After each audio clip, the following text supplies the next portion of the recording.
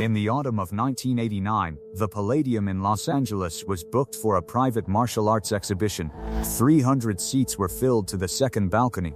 The event was billed as a showcase for emerging talent in action film choreography, a closed circle of stunt coordinators, action directors, and film producers who controlled access to Hollywood's fight sequences. The temperature in the theater was kept deliberately cool. The lighting was theatrical, which meant the floor itself seemed to recede into shadow. Nobody in that particular room knew they were about to witness the moment a certain mythology would crack and begin to leak. Jean-Claude Van Damme was 29 years old that evening. 6 feet tall. 193 pounds of muscle structured with the precision of a man who had built his entire career on the visual contract between physics and fabric. A kickboxing champion in his native Belgium. A fighter who had traveled to Los Angeles precisely because the action film industry had not yet discovered him. And he intended to correct this problem in front of the people who mattered. He had trained for this moment for 6 weeks. He had thrown thousands of kicks at hung heavy bags, suspended from the rafters of a private gym in Pasadena. He had studied the available footage of his opposition. He had memorized the mechanics of what he expected to find. He moved with the specific confidence of a younger athlete who has not yet learned the texture of genuine resistance. Steven Seagal was in attendance. In the next 4 minutes and 17 seconds, something irreversible would occur. Stay until the end if you want to understand what was said between these two men after the arena fell silent. The exhibition began with demonstrations. Van Damme was invited to the stage first. He performed a series of kicks that were clean, geometric, and flawless. His flexibility was genuine. His power was controlled. He split the focus of the room exactly as he intended. The stunt coordinators began taking notes. The action directors leaned forward in their seats. This was a man capable of being filmed. This was a man whose body could tell a story that an audience would believe. When he finished, the applause was measured and professional. No one cheered. No one stood, but heads were nodding in a way that meant something had shifted in that room's assessment of future opportunity. Van Damme stepped back to the edge of the stage, breathing deliberately. His chest was still moving. His face carried the specific satisfaction of a performance that had landed exactly as designed. He was offered the microphone by the event coordinator, a man named Richard Cross, who had built his career booking talent for the studios. The microphone was not part of the planned program, but Richard Cross had a fondness for spontaneity, and he extended it toward Van Damme as a gesture of goodwill. Jean-Claude Van Damme accepted. What he said next was measured, quiet, and precisely calibrated. He spoke in the careful English of a man for whom the language was acquired rather than native. He said that he had watched many action films. He said that he had studied the work of the men who claimed to be fighters in Hollywood. He said, without raising his voice, that most of what he had seen on screen was choreography mistaken for combat. He said that real fighting was different. He said that real fighting required the specific coordination that he had just demonstrated. Then, he paused. Then he looked directly at the third row of seats, where Steven Seagal sat in a dark green army surplus jacket and a baseball cap pulled low. He said, some of these Hollywood fighters would not survive 30 seconds against a real athlete. It was not technically an accusation, but everyone in the room understood what had been issued. Steven Seagal rose to his feet. He did not rush. He did not speak. He simply stood, and the movement caused the light to shift across his face. He was 56 years old at that moment. He was taller than Van Damme by perhaps 2 inches, though the proportions suggested more. He wore the cap and the jacket with the specific authority of a man who did not require explanation for what he wore. He began to move toward the stage. Row by row, people in the audience turned to track him. This was not part of the program. This was not something that had been rehearsed or planned. This was the moment when the room understood that something separate from entertainment was about to occur. Seagal climbed the 3 steps to the stage. His movements were unhurried. He reached the center where Van Damme still stood with his hands loosely at his sides, the microphone now lowered, held against his leg like a weight. Seagal took off his cap. He folded it once, then again, and set it down on the lip of the stage itself with the same deliberation one might use to place a rifle across a stand. He removed his jacket. The lining was visible for an instant, a pale yellow fabric that caught the stage light. He folded the jacket in thirds, aligned the seams and placed it on top of the cap. The crowd was not reacting. The crowd was very still. Seagal did not stretch, he did not bounce. He did not roll his shoulders. He simply stood in a white t-shirt and looked at Van Damme with the expression of a man examining a calculation he had already completed. The light kept falling on the floorboards, indifferent to what was about to happen. The temperature in the theater had not changed. The cooling system continued its work in the walls and the crawl spaces above the ceiling. 300 people sat in near total silence. If you are watching this channel, you likely want to know what happened next. You likely want to see it broken down, analyzed, explained.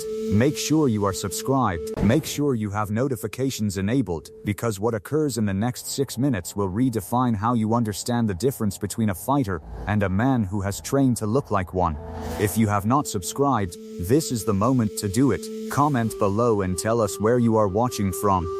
Van Damme's face had changed. The specific satisfaction had evacuated. What remained was the expression of an athlete who had suddenly become aware that he had misread the available data.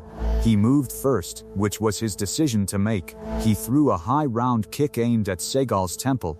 It was a technique he had perfected thousands of times. It was a technique that worked on heavy bags and padded training partners, and camera angles that favored the geometry of the movement. It was a technique that assumed a particular form of cooperation from the man being kicked. Seagal did not attempt to block it. He did not attempt to parry it. He slipped it by moving his entire body 6 inches backward, so that Van Damme's shin passed through the space where his head had occupied a moment before.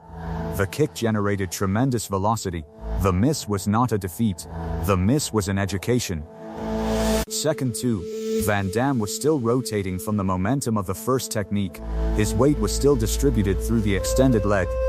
Seagal moved forward into the rotation and placed his hand on Van Damme's supporting leg with the specific pressure of a man redirecting. Van Damme felt the pull and understood that the fight had shifted into a category he did not have prepared. He kicked again with the free leg, a spinning motion that was acrobatic and committed. Seagal caught it. The contact happened in the middle of Van Damme's shin, and Seagal's hand received the force of the impact and transmitted it into Van Damme's own body, redirecting the momentum downward and backward. Van Damme felt the specific sensation of fighting someone who was not attempting to hurt him yet, but was instead demonstrating, with each contact, that harm was a choice that remained available. The theater was not breathing.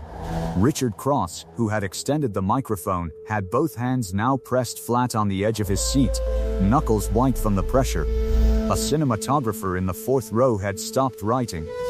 A stunt coordinator had set down his pen and was watching with the fixed concentration of a man who understood he was seeing something that would not be distributed on film. That would exist only in memory and in the stories that memory would later generate. Second 3.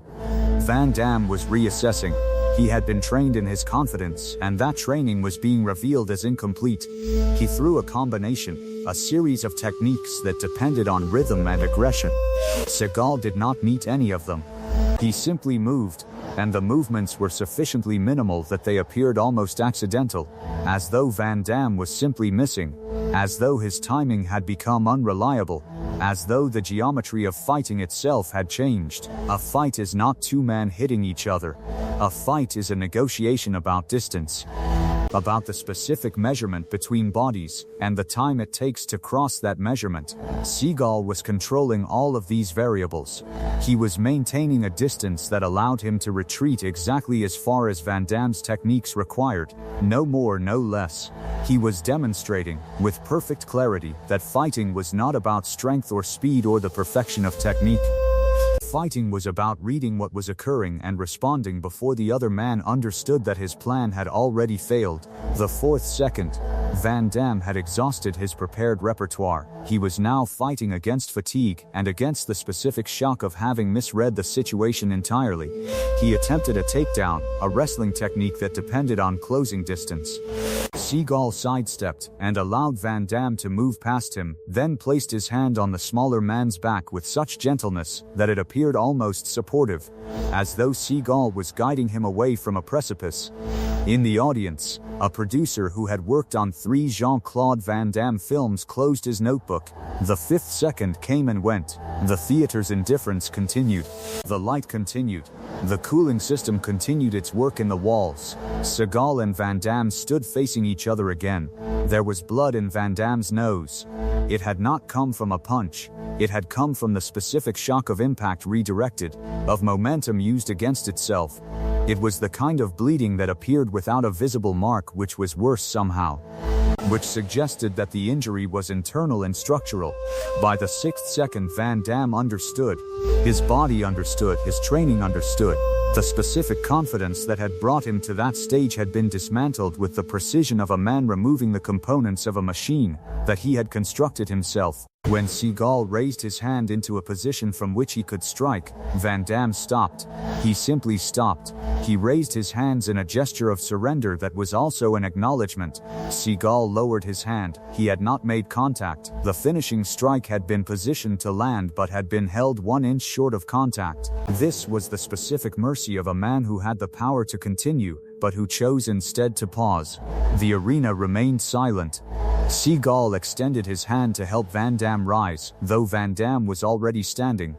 In accepting the hand, Van Damme placed his full weight into the gesture, and Seagal supported him. Then, his mouth very close to Van Damme's ear, Seagal said something that only Van Damme heard. The words were inaudible to the audience. The words remained inaudible to history. Later, when journalists would ask what had been said, Van Damme would decline to repeat it. Years later, in an interview recorded in 1997, he said only that Seagal had told him a specific truth about what had just occurred. A truth that was private, and that belonged to the two of them. What happened next was the fork in the road. Van Damme could have walked away with anger. He could have offered excuses. He could have claimed that the stage was uneven, that he was recovering from an injury, that he had been training for a different style of fighting. These were the available options. But instead, Van Damme did something else. He took the microphone from where it had been set. He looked at the audience.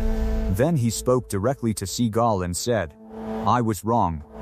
I trained for a movie. You trained for something real." It was an apology. It was an acknowledgement. It changed the trajectory of Van Damme's career, because a stunt coordinator named Jennifer Banks was in that audience, and she had noted the apology. She would later recommend Van Damme for a role in a film that required an actor who could take direction and who understood the difference between technique and wisdom. That recommendation led to a call that led to an audition. The audition led to employment. The employment led to a career that depended, in its foundation, on the specific humility that Van Damme had demonstrated in this room. The story traveled differently through different circles. The stunt coordinators told it as an anecdote about a master and a student. The action directors told it as proof that real fighting could never be filmed, because real fighting had no rhythm. The producers told it as an example of Seagal's character, his refusal to allow his ego to be satisfied by dominance.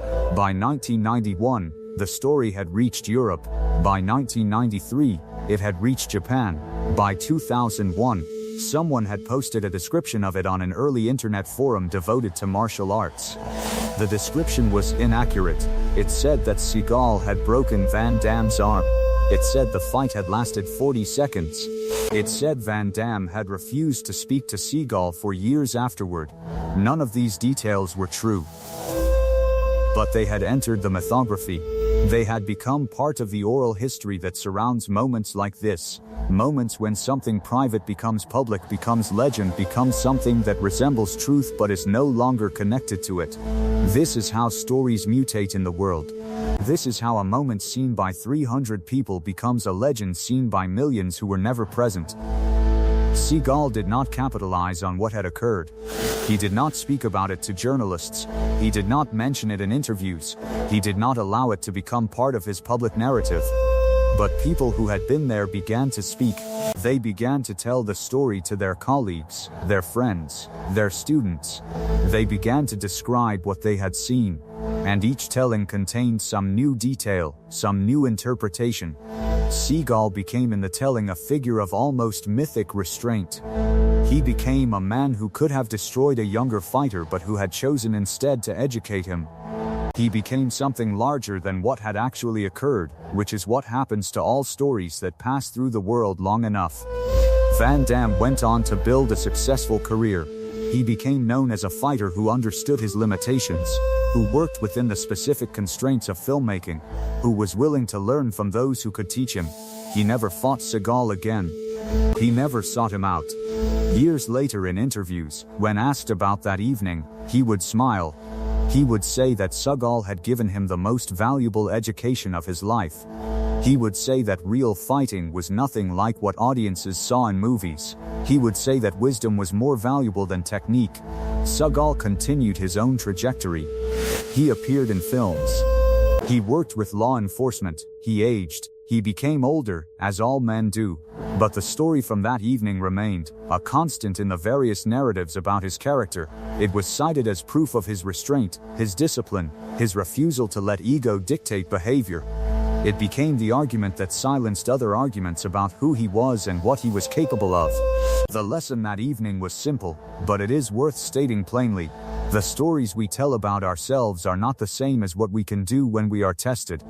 A man's confidence in his abilities is not the same as those abilities themselves. The specific power of a true fighter is not found in the force with which he strikes, but in the depth of understanding he brings to every moment of conflict. A victory that requires no contact is a victory that transcends the physical entirely. Next week, we will examine the moment Bruce Lee exposed the limitations of an entire generation of fighters who believed that size and aggression could substitute for intelligence. If you have not subscribed to this channel, this is your moment. Comment below with the martial artist whose story you want us to investigate next.